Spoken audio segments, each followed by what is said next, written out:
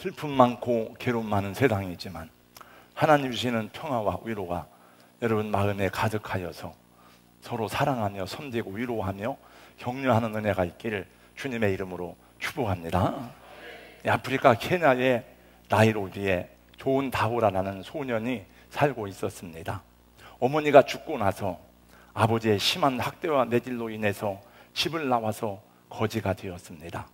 소년은 다른 거지 아이들처럼 도시에서 구걸을 했는데 줄인 배를 채우기 위해서 지나가는 차가 신호를 받고 서 있거나 또 정지해 있으면 손을 내밀어 도와달라고 구걸을 하고 하는 것이 하루의 일과였습니다.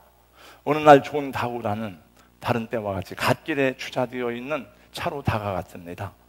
존 다우라는 그날도 차 안으로 손을 쑥 내밀어서 구걸을 요청하였습니다. 근데 그 차에는 어떤 아주머니 한 분이 타고 있었는데 그는 휴대용 산소호흡기에 의지해서 힘겹게 숨을 쉬고 있었습니다. 소년은 그의 모습을 보고 멈칫했습니다. 그리고 물었습니다. 아주머니, 왜 이런 걸 끼고 있어요? 그러자 그녀가 말했습니다. 나는 이게 없으면 숨을 쉴 수가 없어. 내가 수술을 받아야 되지만 돈이 없어 수술을 받지 못하고 죽을 날만 기다리고 있지. 소년의 눈에서 눈물이 흘러나오기 시작했습니다. 이 여자는 글래디스 카만데라는 여성인데 남편의 심한 구타로 인해서 폐가 다 상하고 이제 쓰지 못하게 되었습니다. 다우라는 거리에서 구걸하는 자신보다 더 불쌍하고 어려운 사람이 있다는 사실을 알고는 그녀에게 말했습니다. 제가 잠깐 기도를 해줘도 되겠습니까? 그리고 여자의 손을 잡고 그가 배운 대로 기도를 시작했습니다. 예수님, 이 아주머니가 숨을 쉬기가 힘들다고 합니다. 제발 이 아주머니의 병을 고쳐주세요. 그리고 간절히 기도하면서 내내 눈물이 흘렀습니다. 그리고 그동안 자기가 구걸해서 다 모아놓았던 얼마 안 되는 돈을 꺼내서 그 아주머니에게 주면서 아주머니, 치료할 수 있는 대로 치료해 보세요 라고 말했습니다. 그 광경을 처음부터 지켜보고 있던 지나가던 시민이 그 사연과 함께 SNS에 그 사실을 공개했습니다. 이 이야기는 삽시간에 전 세계로 퍼져나갔고 여자의 수술비를 위해서 전 세계에서 모금을 하여서 8천만 달러가 삽시간에 모여지게 되었습니다. 이 여자는 인도에서 무사히 수술을 잘 받아서 건강을 되찾을 수가 있었다고 합니다. 좋은 다우라라는 얘기를 들은 어떤 나이 많은 그런 부자 착한 아주머니가 그 다우라를 양아들로 입양을 해서 이 다우라도 새로운 부모를 맞아서 새로운 생활을 시작하게 되었다는 글을 인터넷에서 보았습니다. 오늘도 이 세상에는 죽이는 사람이 있고 세우고 살리는 사람들이 있습니다. 저는 지난 9월 마지막 주까지 마태복음을 강의한 후 지난 10월 달에는 엘리야에 대한 이야기를 같이 나누었습니다. 오늘 다시 마태복음 강의를 시작하는데 마태복음 113번째 시간입니다. 오늘 1절 말씀을 보겠습니다. 1절에 보니까 예수께서 이 말씀을 다 마치시고 제자들에게 이르시되라고 말씀합니다. 예수님이 다 마치신 이 말씀이 무엇입니까? 마태복음 24장에 나와 있는 마지막 종말 때에 관한 예수님의 예언의 말씀입니다. 그리고 마태복음 25장 종말에 관한 세 가지 비유를 예수께서 말씀하셨는데 첫 번째 열처녀 비유, 두 번째 달란트 비유, 세 번째 양과 염소의 비유를 저는 여러 달 동안 여러분과 함께 열심히 말씀을 함께 듣고 나누었습니다. 다시 예수님 마지막 한 주간의 사역의 절정을 이루게 될 현장으로 돌아옵니다. 예수님 제자들에게 시시각각으로 다가오는 당신의 죽으심에 대해서 다시 말씀하십니다. 2절입니다. 너희가 아는 바와 같이 이틀이 지나면 6월절이다. 인자가 십자가에 못 박히기 위하여 팔리리라고 주님이 말씀하십니다. 예수님은 자신의 죽음에 대해서 정확하게 알고 계셨습니다. 그것은 6월절 어린 양으로 하나님께 드려지는 것이었습니다. 그렇게 오랫동안 예언되어지고 약속되었던 6월절의 성취가 이제 역사 속에서 실제로 이루어지는 그 시간이 다가오고 있었던 것입니다. 예수님은 수많은 이적을 행하시고 많은 기사와 능력을 행하셨습니다.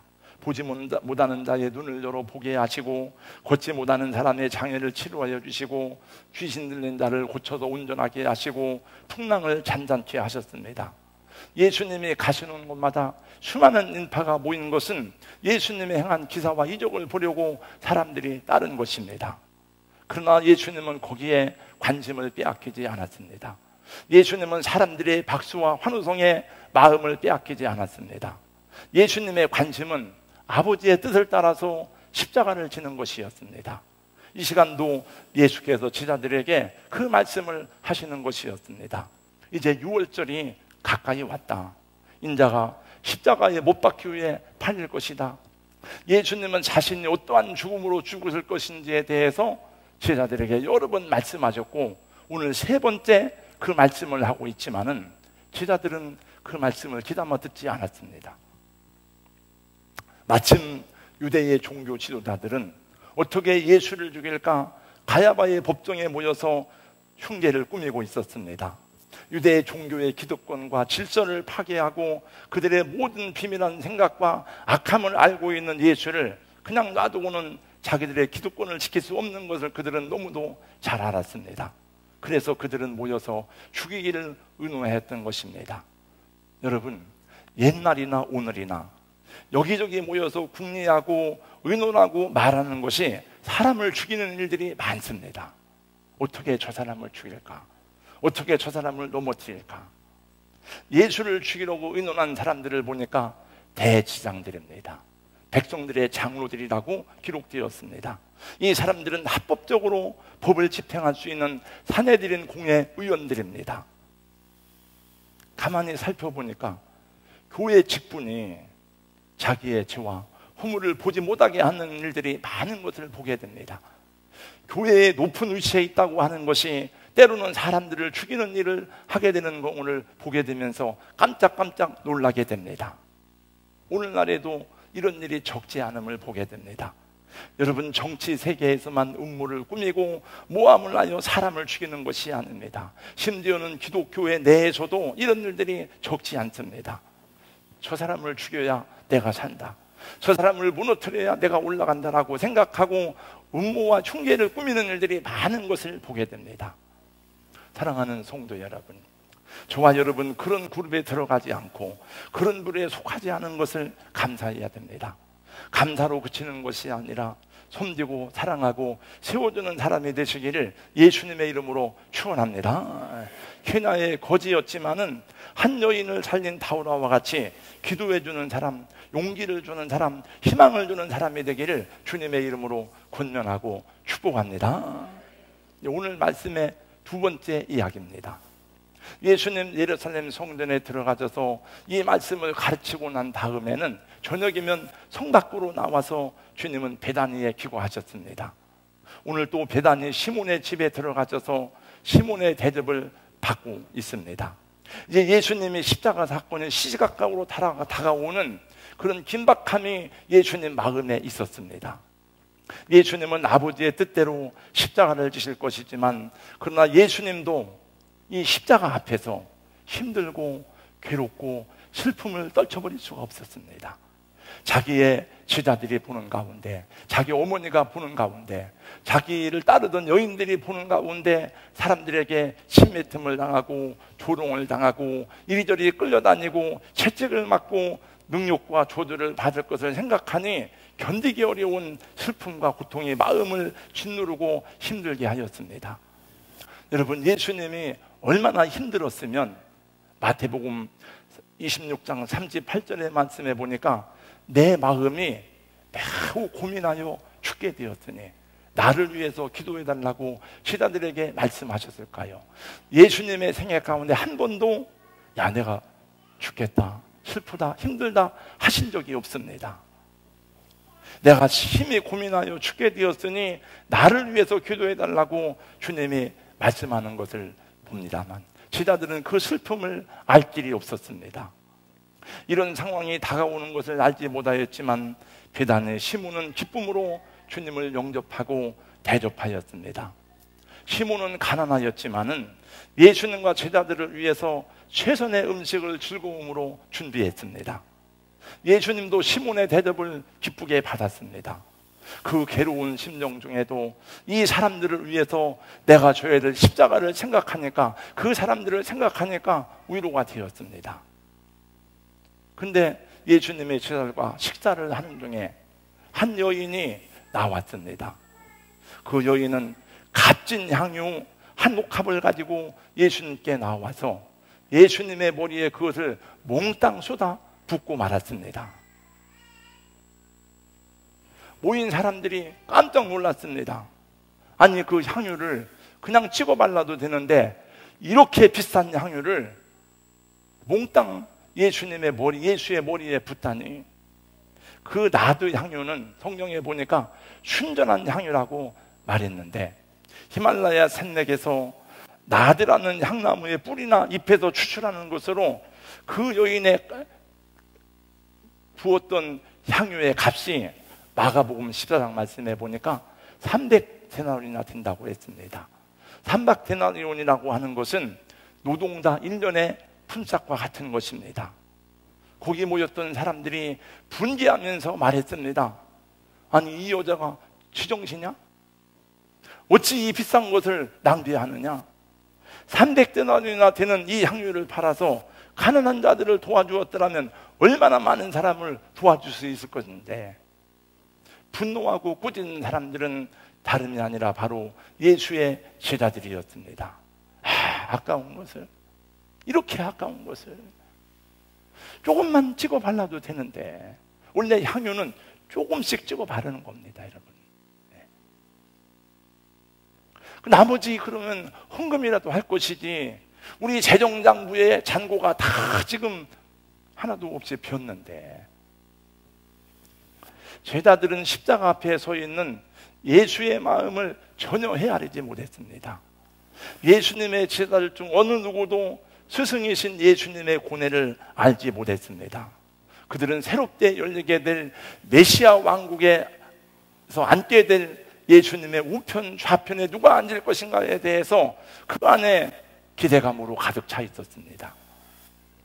여러분, 예수의 제자들은 자기들이 화를 내는 도덕적인 정당성을 가지고 있었습니다. 민망스러워하시는 예수님의 모습을 보면서 자신들의 말이 얼마나 논리적이고 이성적인가를 확인하였을 것입니다. 야, 봐라, 예수님도 당황하시는구나. 지금 당신 그 마리아를 향해서 당신이 하는 일이 지금 올바른 일이냐 하는 것입니다.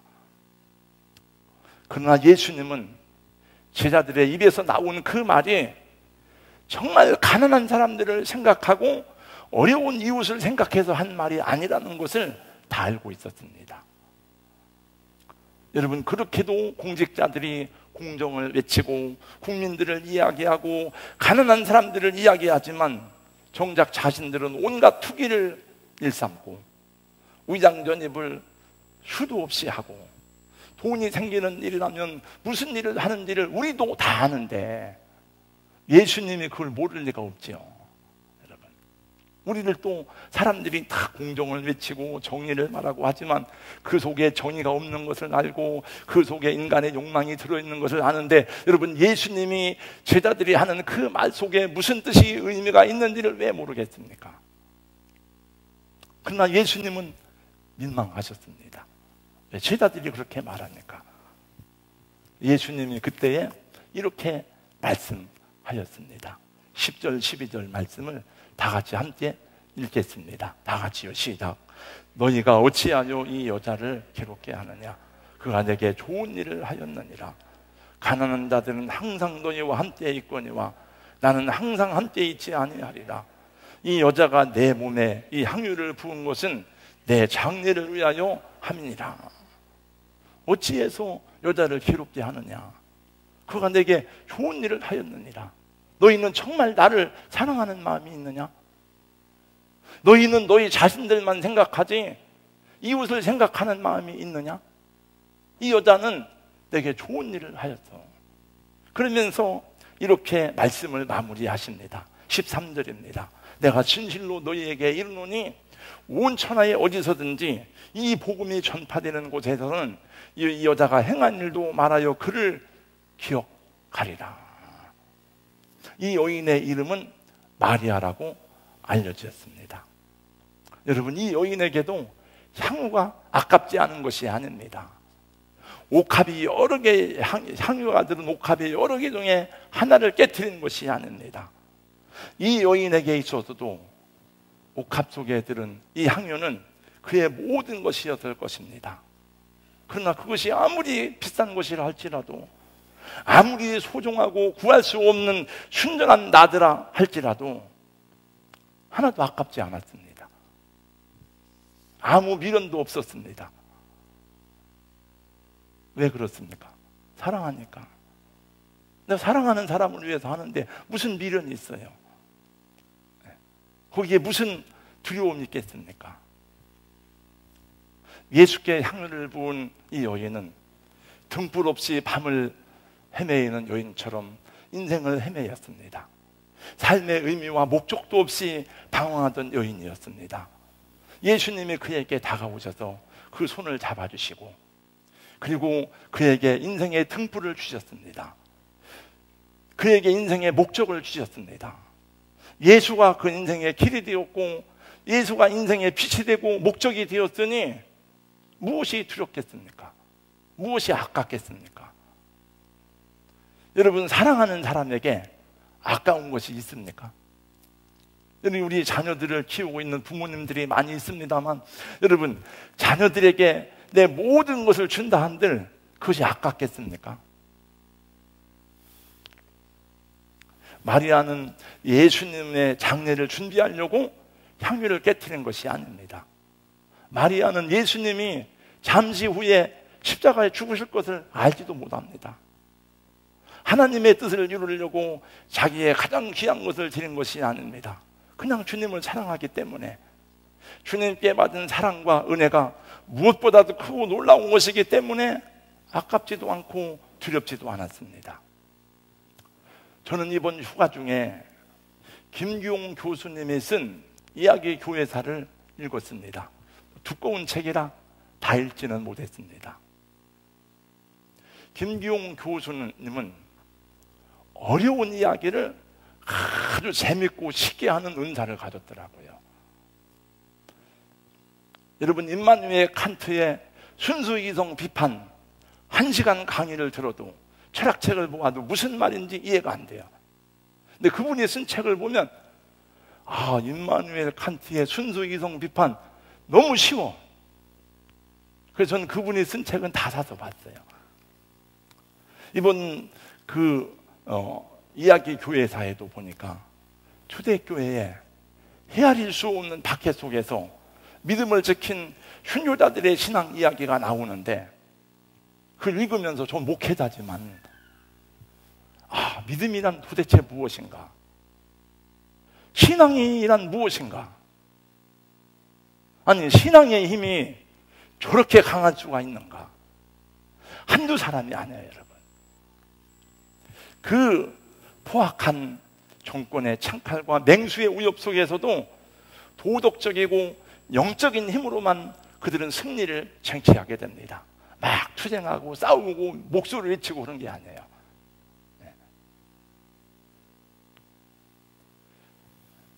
교회의 힘은, 여러분, 영적인 것은 도덕적인 것입니다.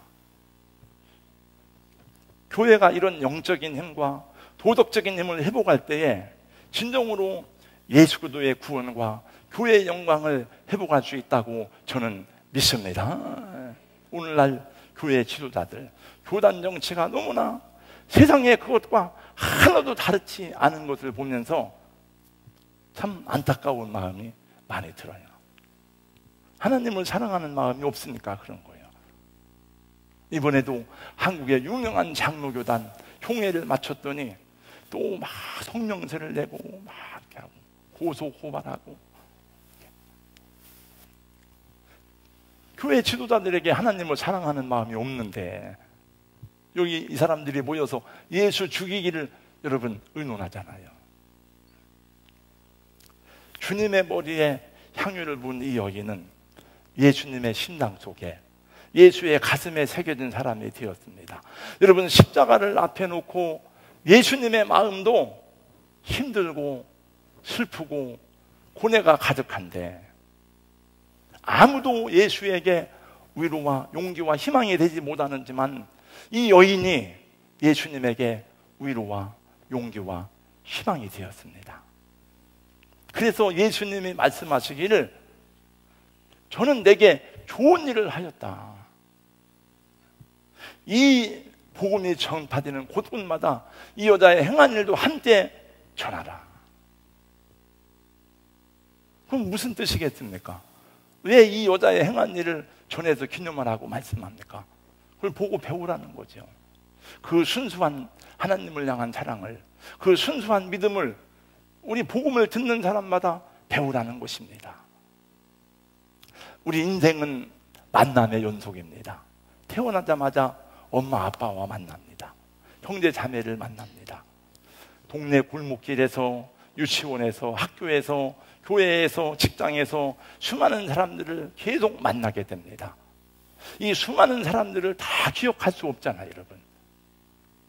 여러분 인생에도 수천 명, 수만 명, 수십만 명을 만났을 텐데 정말 가슴에 기억되는 사람은 몇 명 되지 않습니다.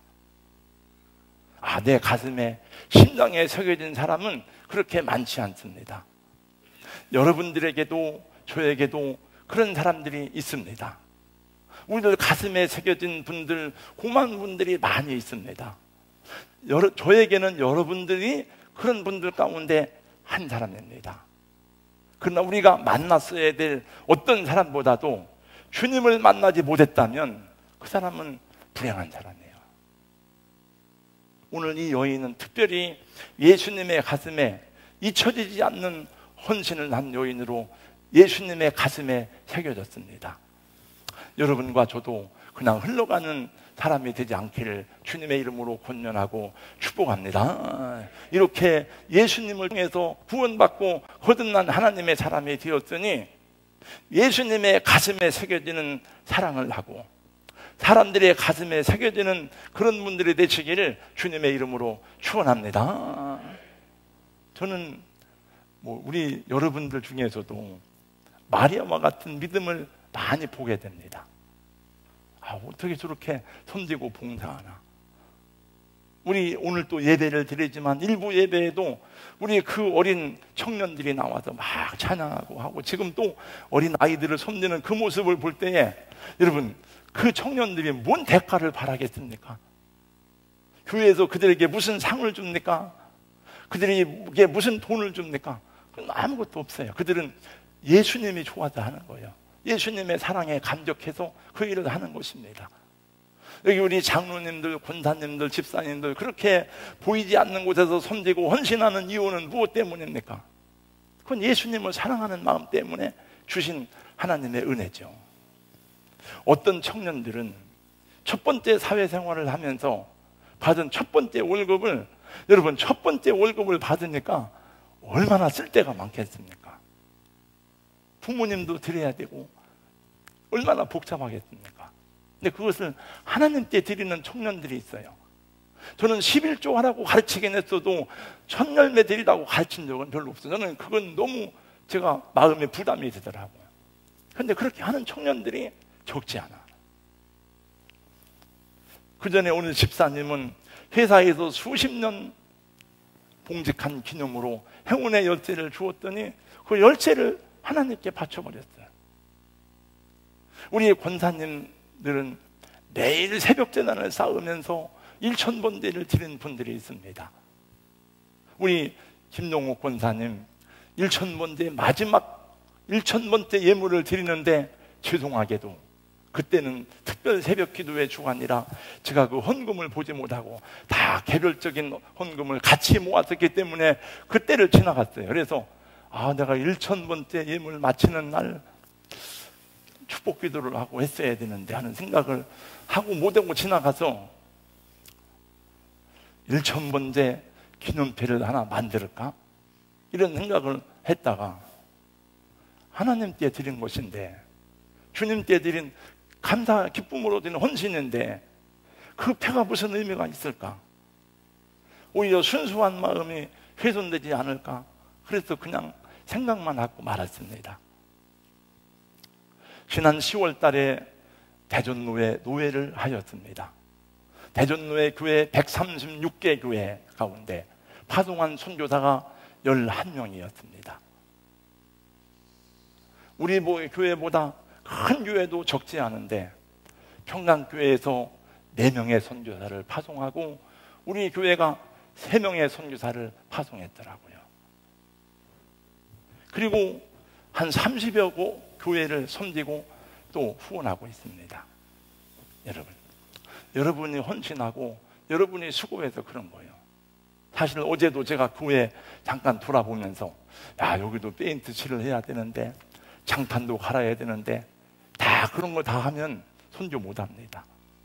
우리가 안 쓰고 덜 쓰고 그러니까 선교를 하는 거예요. 지난 10월 30일에 국민일보를 보면서 이런 기사를 봤습니다. 고롱그룹에서 우정 선행상을 시상하는데 많은 분들이 상을 받았는데 그중에 80한 달의 김은숙 할머니는 팥죽집을 운영하면서 번 돈 12억 원을 기부했더라고요. 여러분, 팥죽 팔아서 10억 만드는 게 얼마나 어렵습니까? 근데 그걸 다 기부한 거예요. 작년에는 그 남편이 세상을 떠났는데 그 아파트를 팔아서 9억 원을 기부했어요. 김영석, 양영아 부부는 서울 청량리에서 과일 장사를 시작으로 해서 평생 모은 돈 400억 원을 부동산을 고려대학교에 기증했습니다. 이분들은 교통비를 아끼기 위해서 1시간 거리를 걸어 다니고 20년 된 옷을 입으면서 돈을 모았답니다. 여러분, 돈이 귀하지 않은 줄 몰라서 그런 게 아니에요. 그러니까 그 돈 400억 원을 모으기 위해서 안 쓰고 안 입고 안 먹은 거예요. 그럼 자식들한테 물려줘야죠. 2 아들이 있는데 2 아들은 공부시켰으니까 너희들 알아서 독립해서 살아라. 그리고 다 기증을 한 거예요. 저는 이런 이야기를 들을 때마다 아니, 그런 분들의 사고와 철학은 어디서 나오는 거야? 이런 물음이 주어져요. 아니, 저런 철학이 어디서 나올까? 저는 궁금해요. 네. 우리 성도 여러분, 내게 주어진 날 동안 힘을 다해서 주님을 사랑하고 힘을 다해서 선한 일을 하는 일에 여러분의 몸과 물질과 여러분의 삶이 쓰임받기를 예수님의 이름으로 축원합니다. 이번 휴가 중에 우리 교회를 섬기던 분 가운데 오래전에 익산으로 이사를 가신 분이 있어요. 우리 그전에 여러 해 전에 커피 이야기를 했잖아요. 유승민 집사님, 이분이 병중에 있어가지고 제가 신방을 갔는데 인간적으로 볼 때는 얼마 못 살아요. 너무 다 머리카락 다 빠지고 몸을 잘 움직일 수도 없고, 그래서 제가 이렇게 안고 기도를 해줬습니다. 이제 하나님 회복시켜 주시되 하나님 뜻이면 편안하게 갈 수 있도록 하나님 도와주세요. 기도하고 왔어요. 왔는데 제가 아는 또 잘 아는 사모님이 또 췌장암으로 돌아가셨다는 말을 들었습니다.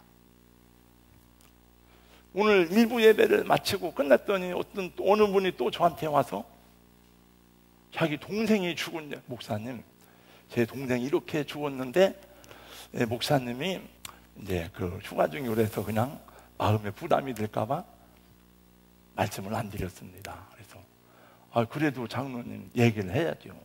네. 슬픈 일을 당하셨네요. 네.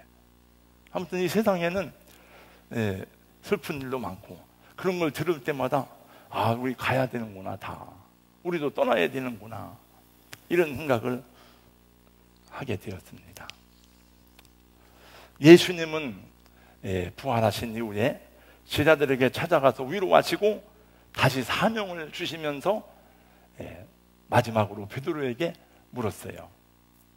3번 물었죠. 네가 나를 사랑하느냐? 네가 이 사람들보다 나를 더 사랑하느냐? 왜 여러분, 왜 시몬 베드로에게 그걸 물으셨죠? 그 물은 이유는 다음 예수님이 하신 말씀에 나와요. 내 양을 치라, 내 양을 먹이라, 내 어린 양을 먹이라. 그러니까 답이 나옵니다. 하나님을 사랑하는 것은 이 땅에 있는 사람들을 사랑하고 섬기는 거예요. 아, 내가 이 제자에게 내 양을 맡겨도 되겠구나. 예수님은 여러분을 사랑하신 때문에 기꺼이 십자가를 지셨습니다. 저와 여러분을 향한 하나님의 사랑은 아까울 것이 없어요. 하나님이 보실 때 내가 내 자녀들을 위해서 무엇이 아까우랴?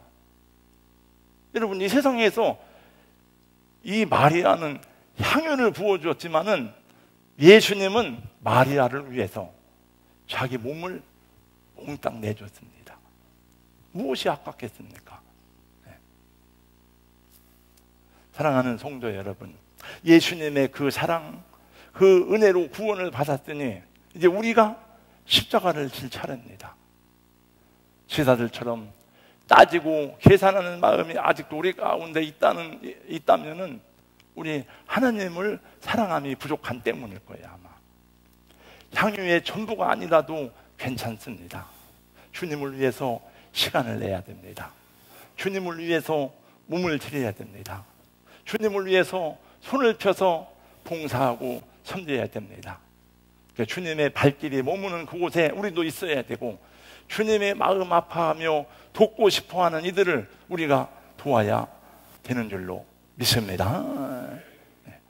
아깝지 않은 이유는 사랑하기 때문이에요.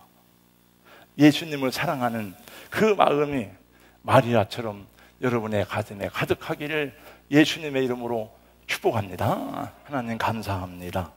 오늘 말씀을 보았습니다. 마리아의 주님을 사랑한 그 사랑 때문에 아까운 것이 없었음을 우리가 압니다. 주님, 우리에게도 이 사랑이 부은 바 되어서 그 사랑을 가지고 가정으로 돌아가게 하시고 세상 속으로 가서 하나님이 우리에게 예수님의 손을 대신한 사랑과 섬김의 삶을 살아가는 주님의 신이 다 될 수 있도록 하나님 도와주시고 함께하여 주시옵소서. 예수님 이름으로 기도하옵나이다. 아멘.